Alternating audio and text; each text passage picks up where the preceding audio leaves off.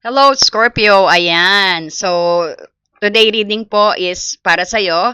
Titingnan natin ang energy mo sa iyong pag-ibig, no? Kasama na dyan yung persons on your mind at ang persons kung sino ang persons na nag-iisip sa'yo. At syempre, update, titingnan natin kung anong feelings nila, intentions at actions. At bibigyan din kita ng gabay sa iyong career at finances, no? At mga gabay ng taro para sa iyong love life. So medyo malakas po ito. So nag-iba tayo ng ano no, ng setup ng place. Matagal natin hindi nagamit ang table na 'to. So magti-cleanse lang po tayo, no? Pakihinaan niyo na lang po ang volume at medyo malakas siya, no? Thank you for the teachers to guide us on the reading. Only good and true. Come save and sunlight to me. Bigyan mo po sila ng kaliwanagan, sweet God. Protektahan mo po ako sa aking pagbabasa sa Spirit.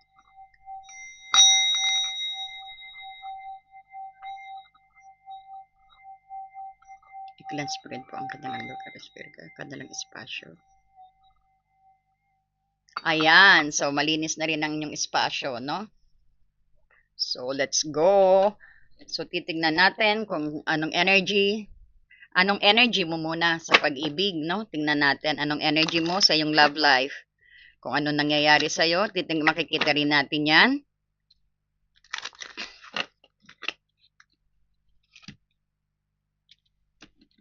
So, para po ito kay Scorpio. So, this is timeless po sa oras na makita nyo. Start ng May hanggang kung kailan nyo po itong makita, no? Anong energy ni Scorpio? Wow, someone na may magpro-propose ba sa'yo o gusto mo na ng higher commitment? No, sa mga nasa current relationship, mukhang gustong-gusto nyo na dumagay sa tahimik din. O sabihin natin, maaring may mag-alok din sa inyo ng ano, no, ng proposal ng kasal. So lalagay kita sa gitna. Dagdagan pa natin anong energy ni Scorpio when it comes sa kanyang relasyon, sa kanyang pag-ibig, spirit guide. Wow, ascending na talaga. Talagang nag-expand ka, no? Nakita natin, meron kang natutunan sa mga nakaraan mo, no? Ngayon, meron kang new phase. O baka ito na nga yung sinasabi, ang new phase mo ay yung makommit ka sa isang relationship. Marami kang natutunan na lesson sa iyong mga nakaraan, Scorpio. Ngayon, you're growing, no? Nagtatranscending ka, no? At naghahanda ka talaga sa union, kitang-kita mo rito, dito pala yung anong camera ko, naghahanda ka talaga sa union. So, maaring may nag-propose na sa'yo, especially yung mga nasa current relationship, at nangako na pakakasalan ka, o sabihin natin na baka lumipat kayo sa isang bahay, no? Or maybe this is also your want, no? Nagpe-prepare ka, gusto mo na, hindi ka na nag-entertain ng mga play dyan, gusto mo na ng commitment at seryosong relationship din, no? Dati kung pa-play lang, flirting lang, no? Pero ngayon parang seryoso ka na you want to commit o gusto mo na ng persons na magko-commit sa iyo. Ganda. So tingnan naman natin. So, syempre may nag-iisip din sa iyo. Titingnan natin kung sino ang nag-iisip sa iyo. Bago tayo pupunta sa persons na iniisip mo, no? Sino po ang nag-iisip? Kay Scorpio. Pengin naman po ng like and hype dyan. At so please support po ang Happy Angel Reading. I-share nyo na rin po ang ating video. Ayan. Spirit Guide. The Runner. May takot makommit ito. So hindi to, wag mong pansinin to. Ikaw gusto mo na mag-commit eh. Ang taong nag-isip sa iyo, hindi naman siya ready sa commitment, no? So, parang he's letting go, parang takot siya sa mag-go deep ang inyong relationship. Itong taong ito is parang into a play, no? So, siya is runner, takot sa isang commitment or sabihin natin, takot siya na maging deep ang inyong relationship. So, kilala mo na ba 'yan? Tell us more about this person, spirit guide. Ang taong nag-iisip kay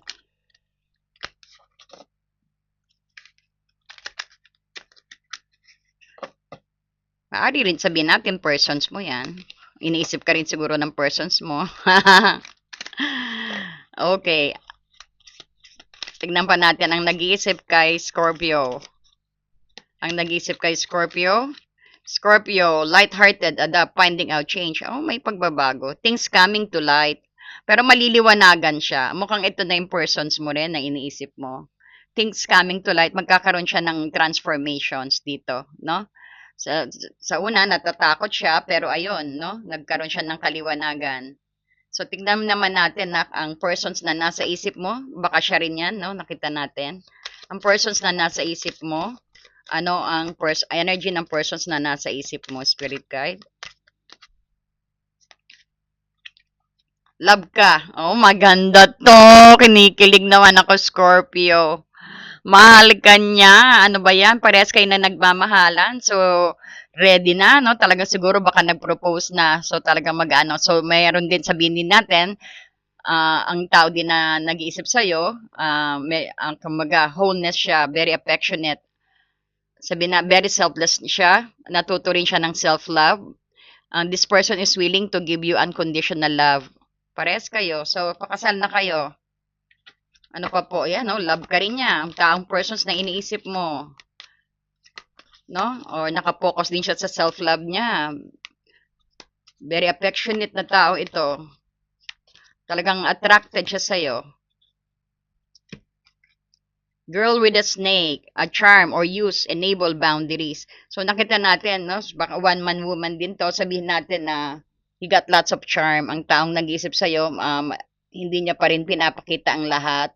Kumbaga, medyo may ginagardan siya.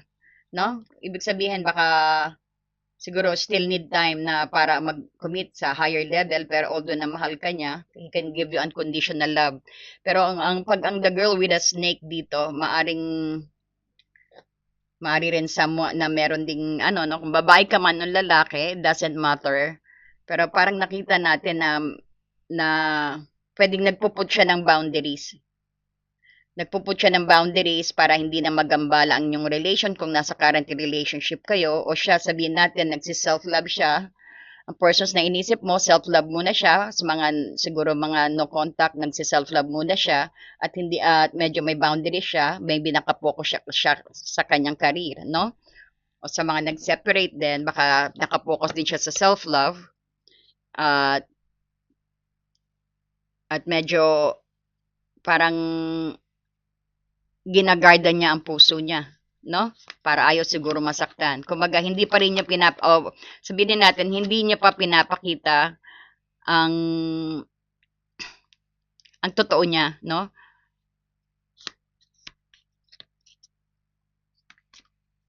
Tell us more, spirit guide, sa persons na iniisip ni medyo natotope ito, natotorpe, o medyo may takot talaga. Talagang medyo ginagardan niya rin ang sarili niya, no? Nagput siya ng boundaries muna, especially yung sa mga no contact, yung mga naka-silence. Pero ang current relationship ngayon, yung nasa current relationship, medyo i-push through mo lang ito, parang bigyan mo lang ng lakas ng loob, medyo walang tiwala sa sarili, baka iniisip niya na lokohin mo siya, o ikaw man o sabihin natin medyo, sabihin natin ego din, maigo, ang taong iniisip mo, medyo may takot, no?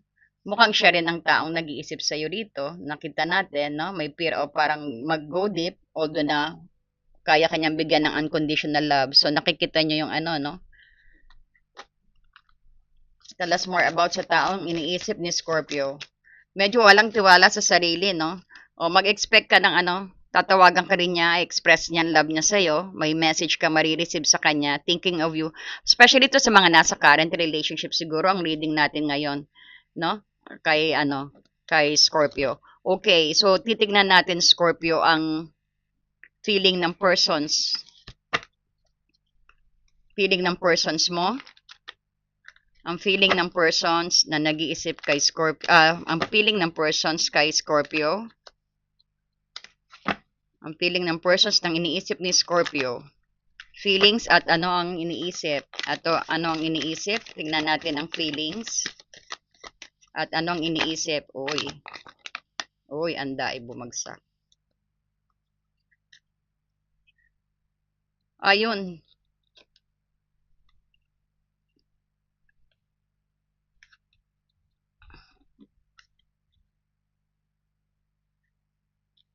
Talagang ano 'to, ang persons mo Scorpio medyo lack of confidence kasi bakit? Kasi parang nakikita niya pagiging stable mo, feeling niya you're very so stable, very nurturer ka, na parang tingin niya yata na hindi niya mapro-provide ang gusto niya, although na ang gusto mo lahat. Na parang 'no, naka-focus siya sa ano, sa wala. Parang feeling niya na talagang kulang ng self-confidence, kailangan mo i-push through ito. Dahil nga ang tingin niya sa'yo na you are very ano 'no, capable of anything, siguro parang tingin niya na insecure siya, eh. So ang taong ito parang feeling niya na, hindi niya kaya mai-provide, na wala siyang maipro-provide, siguro poor mentality ang nasa isip kasi nga walang tiwala, oh. Sine-self-sabotage niya sarili niya, parang siya rin 'tong nag-iisip sa'yo. Fear na mag-commit, pero mahal ka.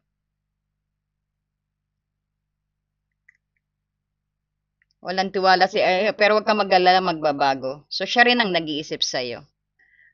Gusto ka niya, mahal ka, um, siguro hindi pa siya handa sa higher level of commitment, pero ikaw ready ka na at gusto mo na mangyari 'yan.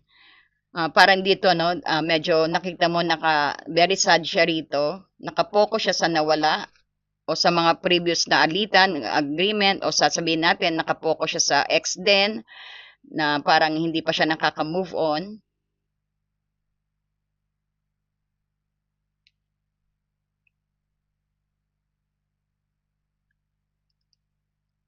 Puwede rin sabihin nito, ang feeling niya na hindi niya mapro-provide ang lahat sa'yo materially, emotionally. Parang gusto niya ng slow. Ikaw gustong-gusto mo na, pero ang gusto niya is parang mag-observe muna kung talaga bang worth ang pag-iinvest niyo sa isa't isa rito o worth na mag-invest siya sa'yo. Sigurista. Medyo ano talaga, walang tiwala sa sarili, walang kumpiyansa sa sarili kasi he view you a very ano capable person. No, Scorpio, may paninindigan, nurturer, you could provide anything. Baka nahihiya na ito na ikaw na lang gastos ng gastos siguro o nahihiya na ito na ikaw na lang ang provide ng provide. No? So, parang tingin niya hindi niya may bibigay lahat pa. So, gusto niya munang mag-obserba with the Seven of Pentacles kung worth investing ba ikaw o worth ba na nag invest siya ng energy sa relationship ninyo kung nasa current relationship kayo. Kaya ano he's running away sa ano, sa commitment. He's running away, takot mag-commit. Kakalungkot naman. Pero mahal ka niya, ha? Mahal ka niya. Parang kontento muna siya na mag-explore kayong dalawa sa madaling salita. Parang ganun din, Scorpio, no? So, tignan naman natin ang kanyang intentions. Ang kanyang intentions kay Scorpio Spirit Guide. Magandang intentions niya rin sa'yo, kaya lang he need more time. Ayan, kagaya ng Seven of Pentacles, ang intentions niya is happiness, maligaya, no? Magkaroon ng kaligayahan and enlightenment din. So, dagdagan pa natin to. Ano pang intentions? Na maging masaya kayo. Two of Wands. Na magplano pa. Maliwanag. Gusto niya muna ng maliwanag na plano. May ano rin siya, kung babae man siya, need time pa na mag-adjust, and kung lalaki naman siya, sabihin natin na siguro gusto niya siya naman ang mag-provide, hindi lang ikaw. O sabihin natin gusto niya muna na mag-explore kayong dalawa, no? At enjoy ang pagiging single niyo muna sa isa, enjoy each other, no? Na maging sa total happy naman kayo. Nakita dito maliwanag ang intention niya sa iyo na parang gusto niya na may magandang konkretong plano because of the Two of Wands. Hindi yung basta arangkada, sigurista na gusto niya na magiging talagang maganda at hindi niyo pagsisisihan naman ang pagsasama niyong dalawa. Fair naman siya. Okay? So, tignan natin ang next na action sa'yo. Ano po ang next na action ng persons ni Scorpio?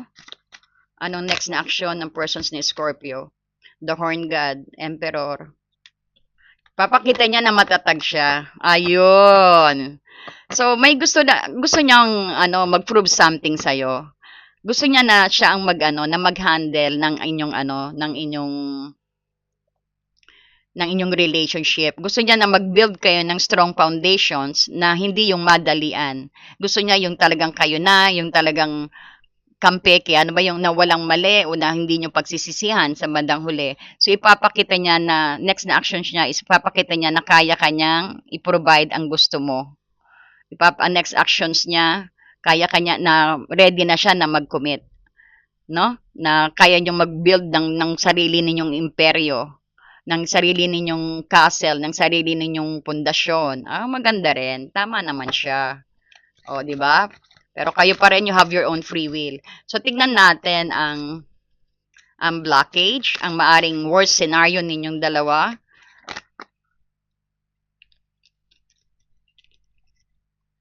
Ayun, plano talaga. Bakit ang harvest? Kasi ang harvest, ito yung sabihin natin kung anong tinanim siya ang aanihin. No? So, parang ganoon. Ibig sabihin ng harvest, pag maganda ang inyong in-insert na energy, maganda ang resulta. No? Kapag ang kayong dalawa is hindi worth ang hindi kayo yung kumbaga nagwo-work hard din, wala rin mangyayari sa inyong relationship. So ang magiging worst scenario is yung resulta na sa pag kumbaga kung yung pag-explore ninyong dalawa, you ready ka na, siya hindi pa ready. No? Ibig sabihin, anong magiging result niyan? So, isipin nyo kung ano yung aanihin dyan. Pag nagsama kayo na ready ka, hindi siya ready. Sa gusto na ng persons mo na mag-obserba muna, mag-enjoy kayo sa isa't isa, no? Dahil maganda naman ang kanyang intentions dito na gusto niya pinaplano, wag yung aarangkada kaagad. Isipin nyo rin daw kung ano magiging harvest nyo pag nakaplano na parehas kayong the same ang desisyon at magiging siya ang kumbaga siya yung magdadala ng relationship din na kaya kanyang panindigan, no? Kasi maganda yung siya, maganda rin ang actions niya sa iyo.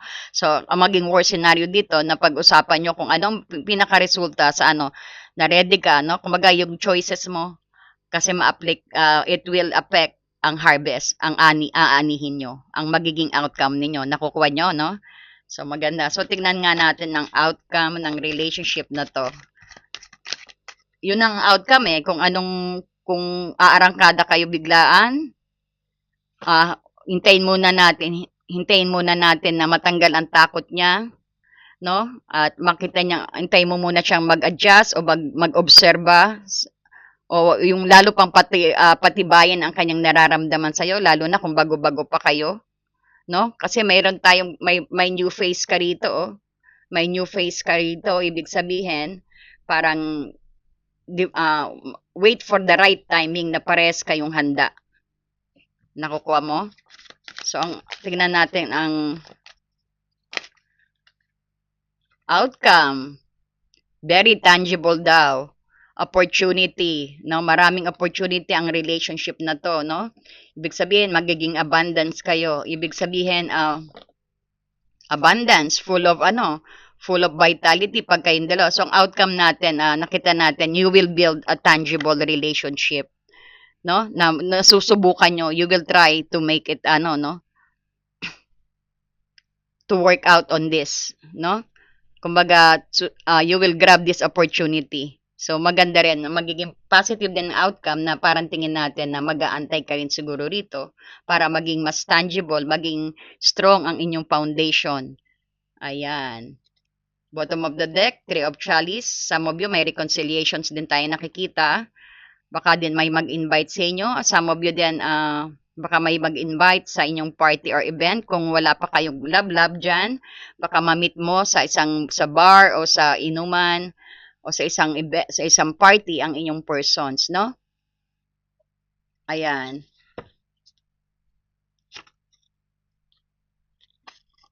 Wait lang po. So, tingnan natin, kuha tayo ng advice sa relationship na to. Maging matatag kayo. King of Swords. Kumbaga, ang advice dito, this is about find the real truth. na hindi lang panay puso ang gagamitin. Ang King of Athens, bakit ko ito binigay na advice sa'yo, na wag lang gamitin ang panay puso, gamitin din ang utak ang ibig sabihin dito. Especially, siguro, yan din ang ginagawa ng persons mo na hindi panay lablab na bubuhay. Kailangan ng ano no ng abundance din, no? Para sa magandang harvest. Ibig sabihin, gamitin din ang pagiging ang utak dito at maging fair din sa relationship. King of Athens, ito yung medyo cold ang dating. Ibig sabihin, walang bullshit na pag-uusap din dapat ang gawin. Magkaroon ng heart ng maayos na conversations na gagamitin ang isip at puso, no? At ito yung kasi ayaw niya ng ang King of Athens is ayaw ng ano ng paligoy-ligoy, maging direkta rin, no? Speak on your mind, parang ganon, no? Para mag-usap ng maayos din. And this is about communications din. Expect some communication sa kanya, no? Ayan, doble na, dalawa. Ayan. So, parang tingin natin, you just need a little bit more time, pero you have your own free will dito, no? Pero kitang-kita po natin na mahal ka niya, no? Kuha nga tayo ng ano. Charm.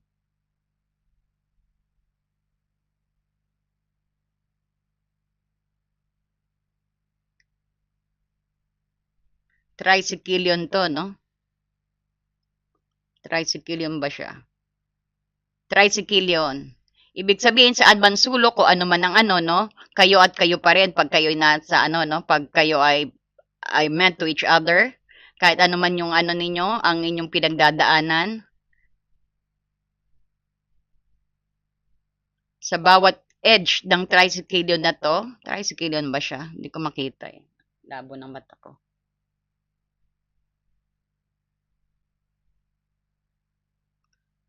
Kumbaga, nakatay kayo sa isa't isa eh. Ibig sabihin ko, ito parang nagsasabi about the harvest. No?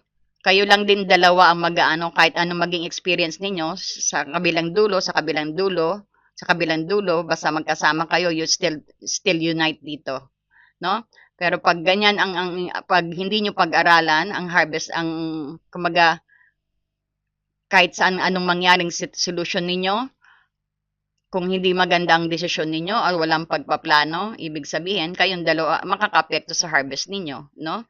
Kung hindi nyo nilagyan ng punla, makakapekto sa harvest ninyo yan, no? So, this talk of the tricycle yun dito, parang inaano rin dito na parang, tignan nyo, may dalawang edge dito na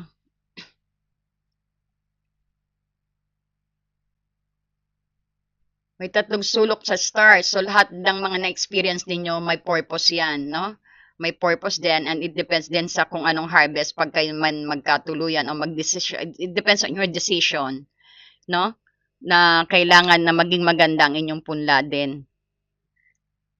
At para hindi pagsisihan ang inyong desisyon, mamaya magsasama kayo, ngayon pa lang kayo kumbaga ngayon pa lang magpaplano, no? Kumbaga magplano muna bago magsama. Parang yan din ang gusto ng persons mo. Lucky number mo, Scorpio. Number 13. 11, 13, 5, and 1. 11, 13, 5, and 1. Baka may important number yan sa'yo. At tignan din natin ang Romance Angel Guidance para sa'yo.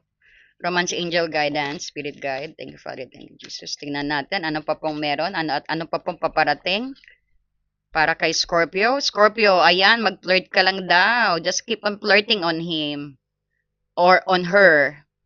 No? Enjoy nyo ang inyong enjoy nyo ang inyong journey. Extend your light-hearted energy to other. Wag mo masyado ipupush through yung gusto mo mag-commit, no? Once na, pero you have your own free will. Ikaw pa rin mag-decide. Free yourself. It's time to take back control of your life. Ibig sabihin, tanggalin mo ang takot mo na baka pag hindi ka pa nag-commit, tatanda ka ng dalaga. May mga, siguro dyan, may fear dito, nawawalan ng tiwala sa sarili. This could be also sa persons mo na lack of confidence din muna, no? Kaya gusto niya pinaplano muna o nagsi-self-sabotage, walang, kumaga, parang feeling niya na panay takot, no? What if, para, no? Lagi siya na-frustrate. Pero siya daw ang persons mo na, and this could be the one. So, wag ka matakot dito. Siya, sa kanya rin, ang bagsak mo, kagaya ng sinabi ng tricyclion dito, nawala. Sa kanya, kahit ano pang gutya-gutya ng inyong ano, basta pag kayo'y meant to each other, kayo pa rin daw, no? Kagaya ng tricyclion na sinabi ko, no? Kahit ano pang mangyari, kayo pa rin. So, titignan naman natin, guidance sa iyong ano, kuha tayo din ng guidance sa iyong career, no? Pero ito muna, hold on. Kuha pa tayo ng ano, what is coming or any mensahe. Maging open-minded ka rin daw, no? Baka i-insist mo yan, mauwi sa ano yan, sa hiwalayan. Pero keep an open mind dahil I think soulmate mo rin yan. Your soulmate may differ from your usual type of expectations. Na akala mo na, although na pinapakita niya na mahal ka niya, yes, mahal na mahal ka niya, pero nakita natin dito, may hindi pa siya ready mag-commit, no? Parang hindi pa gusto niya muna ng tamang plano at gusto niya talaga na siguradong sigurado. Gusto kanyang mas makilala pa more. So yan, ito yung sinasabi, let go of control issue, no? Ito yung pagwawalang tiwala sa universe din, nawaubusan ka ng self-control na pag pinipilit natin, kailan ba darating, kailan ka magko-commit, no? So ibig sabihin, you don't trust your persons na ano, kumbaga kinokontrol mo yung time, yung kasi may divine timing siguro then ang kung bakit ganyan hindi pa siya ready mag-commit. So, hayaan mo lang ma-unfold yan na siya yung mismo mag-ano na, okay, let's go na, pakasal na tayo, ready na rin ako, parang ganon. Hindi mo makokontrol din ng isang tao, no? Kumbaga, baka mailang, o baka sabihin natin, o hindi lang sa pag-commit, no? O sa lahat ng bagay na parang ano. So, hayaan mo lang ma-unfold yan. No? So, mag-enjoy ka lang muna, just stay flirting energy or mag-enjoy yourself then. Ayan, may mga party dito, have fun. So na nakikita naman natin dito, may trust naman kayo sa isa't isa o nasa current relationship kayo, no? Okay naman ang yung relationship pero yung go into a deeper level ng commitment o pakasal ka agad, hindi pa, medyo wala siyang tiwala sa sarili niya pa niyan, no? Ayan, nakukuha mo ba na? So let it unfold naturally. Allow the situations to unfold naturally, yan din ang advice sa'yo. So, tingin tayo ng career guidance sa'yo para sa iyong finances at career, anong maaari mong gawin para makatulong sa iyong finances at career. Para for Scorpio, para kay Scorpio. Scorpio, maglinis-linis daw, declutter. You'll feel better and more focused if you'll take, makakatulong yan para maliwanagan tayo, no? Madali tayo makapag-decide pag walang mga kalat. Okay? At least organize. You'll feel better and more focused if you'll take the time to clear away clutter from your living and workspace. So, ayan, donate what you can to help others who may need your item. Be sure to keep your schedule uncluttered as well. Pati yung mga schedule nyo po, ayusin daw ninyo. Pag may oras, magligpit-ligpit, itapon na hindi na kailangan para gumaan po ang ating pakaramdam at madali tayong makapag-focus, madali tayong malalaman kung anong unahin o ano natin ang ipra-priority. Kasi po ang kalat nakakasagabal sa ating pagunlad, sa pagdaloy ng ating abundance, no? So, hindi lang po yan. Kung hindi, sa Japan po, nagdo-donate kami ng mga sa recycle shop, no? Malay mo, may nangangailangan ng gamit na yan, ipamigay mo na, no? Pag itatapon nyo po, mag-say thank you ka lang. Pero mas maganda, ibigay mo sa nangangailangan or donate it sa charitable work din, no? Makakatulong.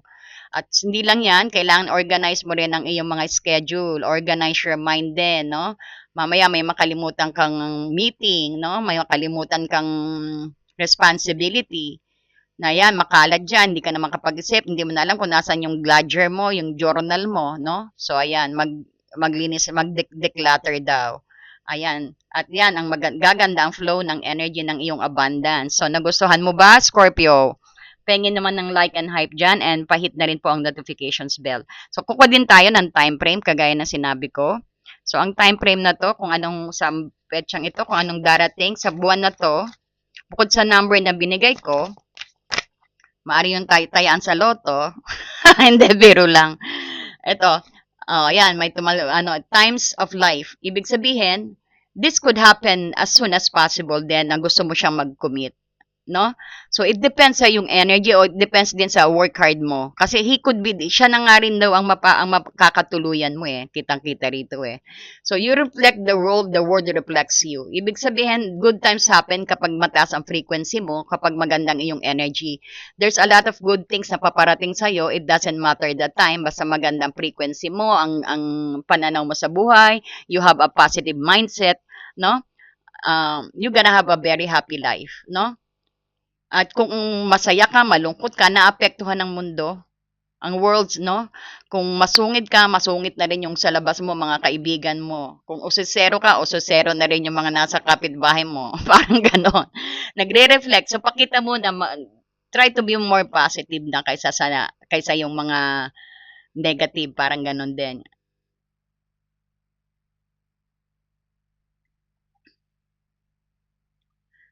Kung ano yung nasa spasyo mo, kaya kailangan din kalat, no? Kung makalat ang bahay mo, naapektuhan ng mundo, naapektuhan din ang environment mo, ang spasyo mo. So, yan ang times of life na sinasabi dito, no? And this could also happen, this could also happen anytime, any soon, na kailangan mong ikaw ang mag-shift ng energy mo. Kailangan mong magbalik tanaw siguro, or sabihin natin, itong darating na February at saka March, may nakita tayo dito, Pioneer Center daw. Or sabihin natin, baka gusto mong magbalik tanaw nung may nangyari sa'yo ng February to March, no, nung Pisces time, na maaring you're dealing with Pisces din dito. Hindi lang naman Pisces, mayroon tayong Aries na nakikita, Libra, Aquarius, Gemini, Pisces, Cancer, Scorpio. So, nakita natin, Taurus, Capricorn, Virgo. Let's see pa. Halos lahat ng sign, all sign, no? Pisces, Cancer, Scorpio, all sign nandito. King of Athens, may Pentacles ka. Yeah. So, magbalik tanaw ka rito, anak, no? Magbalik tanaw ka ng time na yan na maaring makatulong dito, na maiporso mo, na magkaroon ng tiwala sa sarili ang persons mo, no? Okay, so maliwanag na ang persons mo, siya rin ang nag-iisip sa'yo. Okay? Ayan, marami pong salamat. Thank you and God bless you. I do offer po ng voice message reading, private reading, at recorded reading po, no? Just message me. Nasa link below po ang ating Facebook Messenger. Ayan. Thank you and God bless you po.